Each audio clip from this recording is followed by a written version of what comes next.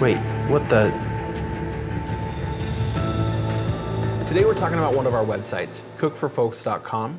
Now, if you missed our video last week, you're gonna wanna go watch that first to learn a little bit more about what's going on with that website, the status of it, where it is today, as well as find out what happens when you basically outsource. But for today, we're gonna dive into sort of the next piece of figuring out what's going on and why this website isn't totally performing as well as it should. So we put Anna on it, but despite all of the hard work that Anna did and that the rest of our team had been doing on this website, it still fails to perform as well as it should. And that really shouldn't be happening while we're continuing to add good, high quality content to the website. Now, having this site not like take off the way that we've had many of our sites do isn't a total surprise. I mean, we did pick a pretty difficult niche, right?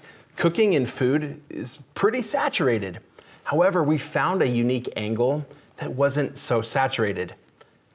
And then we told YouTube about it, and that was the end of the low competition.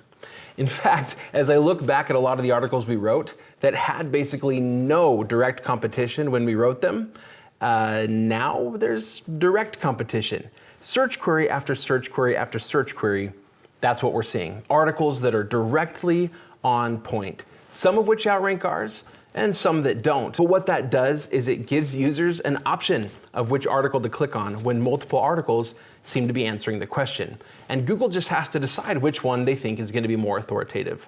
So we lose some of our traffic to that competition. So why did we even pick a difficult niche in the first place? Well, we can afford to do that. We are not relying upon the success of one particular blog to pay our bills. We, in fact, like to experiment and see what we can do to break into difficult niches, which is exactly what we did here. That said, I'm still not satisfied with this website underperforming our timeline. So it's time to dive in and figure out exactly what we're gonna do about this competition issue. Now, one way we could go about it would be forums. Now, forums, I mean, this is gonna include Reddit, this is gonna include Quora, as well as a lot of specific forums from niche to niche. And I would even put Facebook groups in here to some extent, where in a lot of Facebook groups in different niches, people go in there and they ask questions and other members of the group answer those questions, much like a forum. There are a lot of good reasons to be participating in forums in your industry. One of the biggest is that you can get your name and your brand out there in front of a lot of people. In every forum you participate in, you just create an account using your website's name, maybe your company logo or your face, but associate it with your brand. Make sure that on the profile that you list your website and talk a little bit about what your site is and what it does for people. Then as you go participate and answer people's questions in a really helpful manner, your name and your brand are out there in front of those people, and they see you as a really helpful as well as authoritative resource on that particular topic. It's awesome, and it's one that I think could really move the needle on making Cook for Folks stand out in our industry. The next option would be to start creating short form video content for platforms like TikTok, YouTube Shorts, but also for Instagram and Facebook. Short form video content has gotten extremely popular and it can spread really far. So it has a lot of benefits for topics, especially those that are highly visual or where you could show something particularly visually engaging or entertaining in a very short period of time. Another good option for Cook for Folks would be Pinterest. Pinterest can do really well for niches with some highly visual type content. And for Cook for Folks, where we're talking about cooking for groups of people, people are often looking for ideas, inspiration of how to approach different things. A lot of DIY kind of tasks, right? So for somebody that's trying to prepare an event or a meal for a lot of people, I think there's a lot of content that could do pretty well on Pinterest. And then another option would be to do YouTube videos. I mentioned video before, but now what I'm talking about is the long form video, and by long form, I mean more than 1 minute.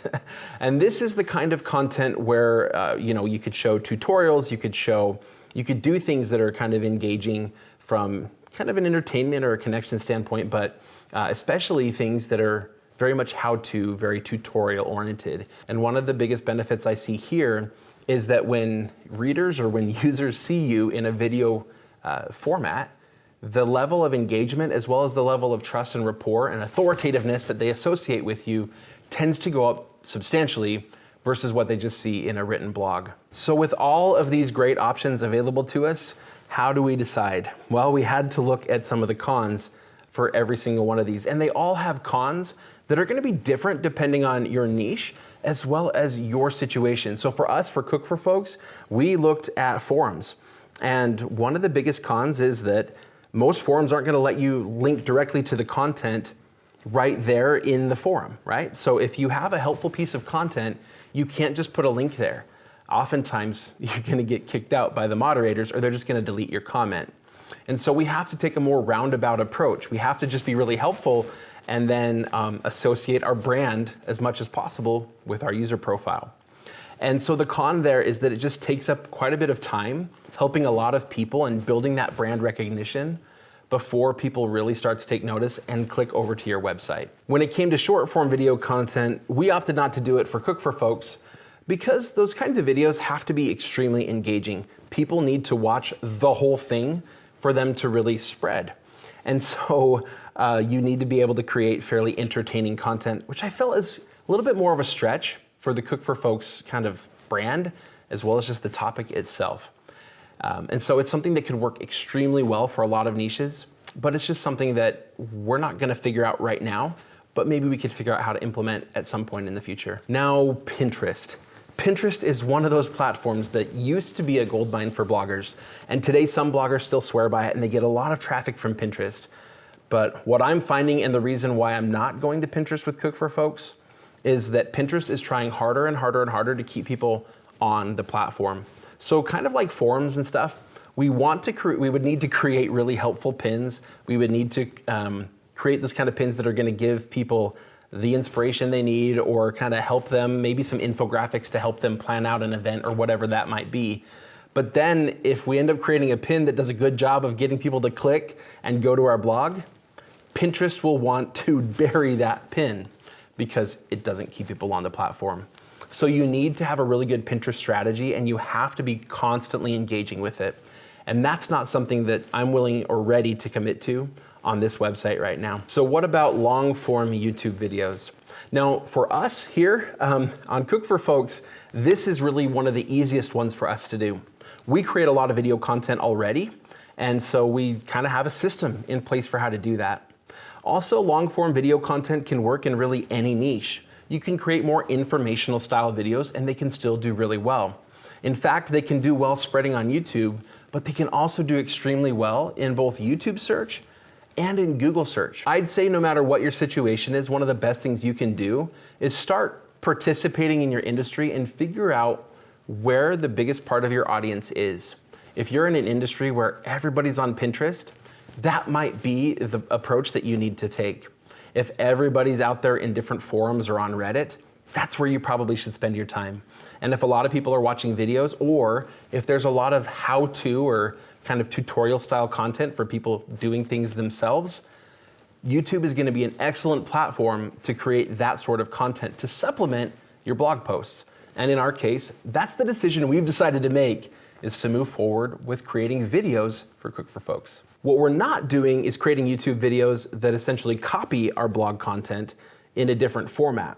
Instead, what we're doing is making those videos that would be really helpful or really funny or really interesting, but that really support that blog content and that may answer a specific search query that supplements, again, the search query that we wrote the article for. For example, we have an article here on Cook for Folks about how much stuffing you need for a large group. Well, someone that's got to make a lot of stuffing for a group might also want to know how to make stuffing or what kind of stuffing to make. And so what do? We're making a video now comparing a homemade stuffing recipe to box stuffing. So you'll be able to see like how hard is it to make your own homemade versus box stuffing, as well as like what tastes better? What do people like more? And that's a really helpful supplemental piece of content that actually answers a slightly different question.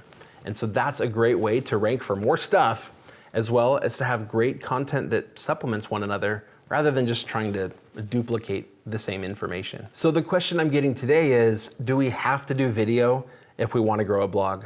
And I honestly believe the answer is still no. We've been building blogs for years and are still doing it today very successfully without any video content. In fact, there's a lot of content even on Cook for Folks where I don't think a video makes sense to pair with that content. For example, we have an article here about catering that just is answering the question that do caterers usually include plates and utensils when they cater an event? Like, that just doesn't feel like something that makes a lot of sense to have a video for. That said, there are a lot of articles on the website where it's not obvious that a video would make sense, but we can often pick another angle or just a piece of the article and find a really good idea for a very simple video that could really add a lot of benefit for the reader. So it's something I want to invite you to consider. That said, there may be a lot of reasons why video doesn't work for you, and that's why there are so many other great ways to participate in your industry and beat the competition by building up your authority. But even with all these great options for building authority, I still can't get past the fact that this has always worked before and is still working so well for so many of our students, but this site is not keeping up with the timeline. So for Cook for Folks, we saw that forums was probably not something we were going to be able to invest enough time into. We saw that short form videos are probably not a great fit. And then for Pinterest, well, we couldn't do that either because that requires literally multiple pins per day. And it's just not something that we're ready to dedicate resources to. The best option for us was to create YouTube videos. So now that's what we're doing. We're creating YouTube videos that supplement blog content. I still feel like there's something else at the root of the problem. Hey, sorry for another somewhat unsatisfactory ending to that video. It's because there's still more to this story. And in fact, the next video on this channel is gonna cover the rest of it, and I promise we'll come to a resolution. But this is actually the biggest issue with Cook for Folks, and the biggest issue I'm seeing with a lot of people's blogs today. So make sure you don't miss this next video. We will link to it over here as soon as it's ready for you, so that you can learn exactly what to do to help prevent your site from being hit by future Google algorithm updates and make sure that you have the best organic growth possible.